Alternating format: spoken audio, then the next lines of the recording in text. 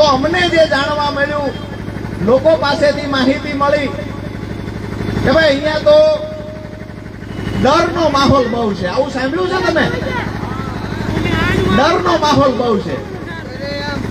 અમે થાનગઢના લોકોને કહેવા આવ્યા છીએ કે ડરના ડોક્ટર અમે છીએ, જડમૂળથી ખતમ કરી દેવાની જવાબદારી અમારી. થાનગઢની અંદર ઉદ્યોગપતિઓને કહીએ છીએ કે લુખાગીરી નામથી બંધ કરી દેવાની જવાબદારી લેવા માટે આવ્યા છીએ. અહીંયા 30 વર્ષથી ભાજપના નેતાઓએ જે ભ્રષ્ટાચાર કર્યો છે એને ઉજાગર કરવા આવ્યા છીએ. એની સાથે મહત્વની વાત કરું, એક પણ માયનો લાલ પેદા થયો હોય તો આમ આદમી પાર્ટીના કાર્યકર્તાની હોળી કરીને બતાવે.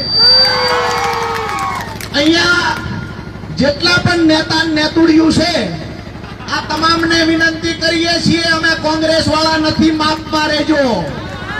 અહીંયા કોઈ ધમકીઓ આપવા નથી આવ્યા, પણ એક વાત કાયદાકીય ભાષામાં રહીને કરીશ કે થાનગઢની અંદર ખંડણીખોરીઓ હોય, લુખ્ખાઓ હોય, એના ત્રાસથી થાનગઢમાંથી સારા લોકો, વેપારીઓ ગામ છોડીને જતા રહેશે. મારી વાત સાચી કે ખોટી?